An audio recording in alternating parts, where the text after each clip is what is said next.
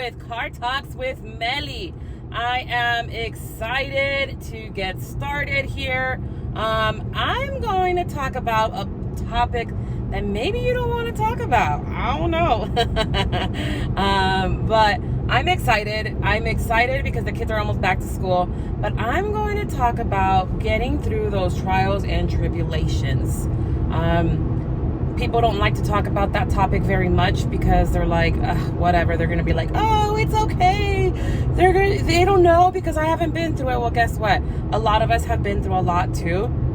And the only reason we testify and we talk about what we've been through is because we never know if you were going through it. So I am a fan and I am all about talking about situations that have happened in our world, in our life, because it can help someone out. Like my mess can be someone else's blessing. Your mess can be my blessing. You know, you never know what someone's going through, and by you just talking about the situation that you've been through, allowing that to help them out in that moment. So today I'm going to talk about a little bit about that.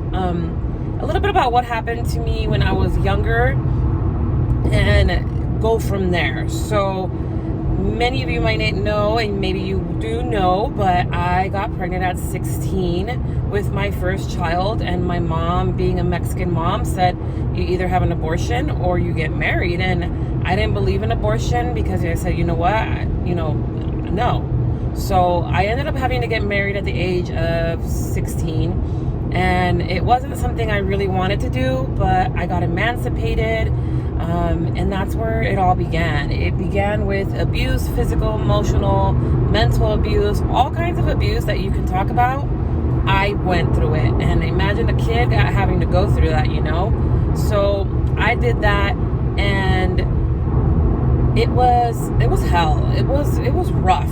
It was rough having to go through that and know that, you know, supposedly the person that's there with you is abusing you. And I didn't know anything else for that. So I went through that.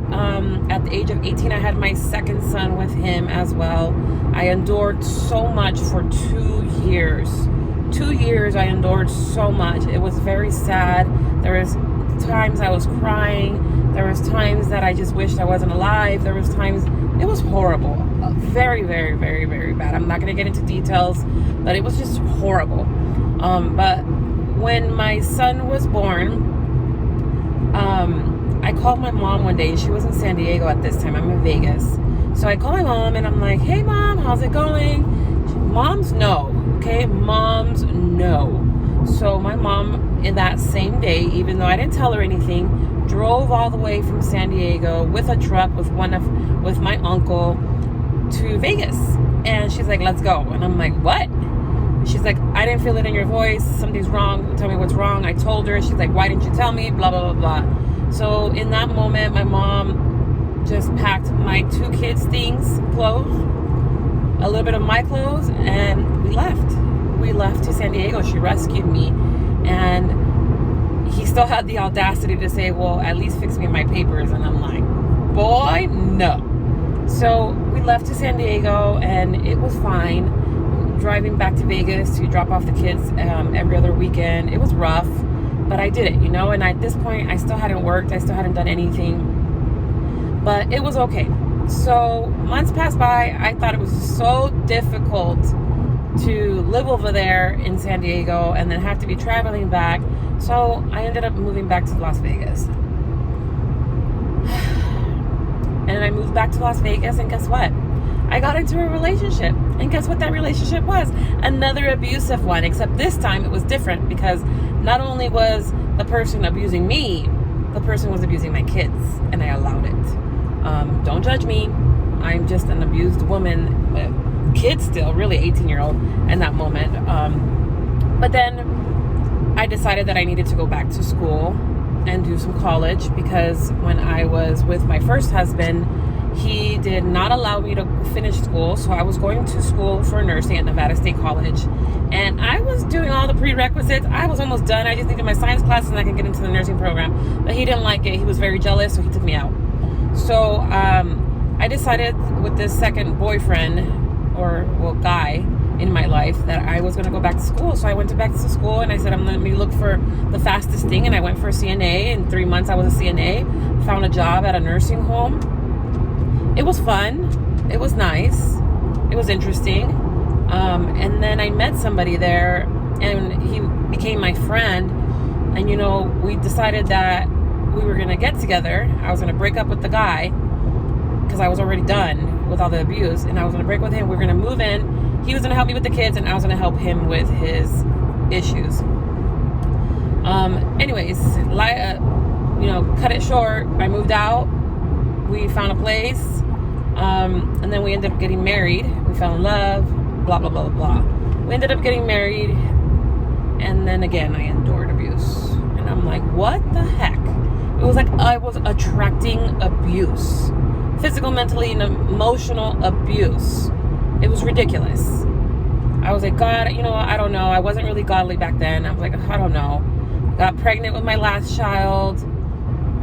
And before she was a 1, I believe, he decided to leave me for another woman. So at that moment, I was depressed because I didn't know any other life. I didn't know. I was like, I can't do this. So at this point, I would be a single mom of 3. And I was a single mom of 3. I basically never lived. I never did anything. At this time, I was 22 already. And I said, you know what? Okay, whatever. So I was a single mom of 3. And what ended up happening was I partied a lot for almost a year. I got tired of it really fast. Partied a lot, did all the things that I wanted to do that I never got to do. Did all the clubbing, did all the drinking, did all of that. I really didn't drink though much, but I did all of it because I never did it. And I said I was never going to get involved with another man because they were all the same. They were all abusive. They were all of that. So in this moment, I didn't know that those were trials and tribulations, right? Those were things that I went through, but I kept it going. I went from being depressed, overweight, to losing weight and being myself and finding myself and having self-esteem and loving myself because I did not love myself because of everything that I endured, and I just didn't know what to do. Cut it short. A couple years later, I ended up going to Sunrise Hospital and being a CNA at a hospital. So that was a lot better, a lot more interesting. Single mom still. I was kind of done with the clubbing, but I was still doing it. I was like the designated driver. It was okay. So I'm there at the hospital. I meet this gorgeous man with green eyes in the elevator. And I just wanted him for me. I didn't want to do anything. I just wanted him for me, if you know what I mean. But I was like, I'm scared. No, I just want to mess around. Whatever. I'm scared. I don't want the same thing to happen. So I told my friend that. My friend Rocio at the time, she somehow got him my number. We started talking, and it was talking like to 3, 4 o'clock in the morning. So that's what happened. And then he got a little bit obsessive compulsive the first couple of months, and I didn't like that. It was triggering my past, and I didn't like that. He wasn't abusive, don't get me wrong, but he was very jealous, and I did not like that. So I decided to leave, and I was like, yeah, I'm done. So he went crazy for a little bit. Then I was like, you know what, I'm just gonna mess with him. I'm gonna use him. Y me salió la culata because I ended up falling in love. And here we are, 10 years later, still together, no abuse, no jealousy. I was able to become a Christian, got married as a Christian, got baptized as a Christian along the way, and it's been the biggest blessing ever. And that's when I learned about trials and tribulations, and I knew that God was with me back even when I didn't know God was with me because I didn't know any better. And God was with me then, He is with me now, and He is with me anytime. And if God was with me then and allowed me to go through that process to make me stronger, God is with me now whenever I go through trials and tribulations, and He will be tomorrow, because God is the same God from yesterday, from today to tomorrow. He's the same God. He never changes, That's the amazing part about that. And I thank God that He was able to get me through those processes and those trials and those tribulations, because they made me who I am right now. They made me who I am today. And everything that you are going through, it's tough, it's rough. It can be health illnesses, which I've gone through so many and I continue to go through. But God is with you. God is with you, and you are strong, and you are stronger than you think. It's all in here and all in here. Sometimes we gotta let go of what's in our heart to be able to let go of all that stuff that is harming us. We gotta let go of that past and talk about it to be able to continue with our future. And sometimes to be able to cut, those chains and cut those bad things that were happening. Because I was attracting abuse until I finally got my mind right and I got my heart right. And I knew that I needed to love myself first to be able to love. And that's when I attracted love. And that's when I attracted really positivity and all of that stuff. So I'm telling you right now, whatever the trial, whatever the tribulation is, I know it's rough. I know it's tough, but you can get through it. And if you are in an abusive relationship, if you are in a violent relationship and it's not healthy for you, you need to find a way out. You need to find a way out, because there was times that I thought I was going to die. So find a way out. I know it's not easy. It's scary.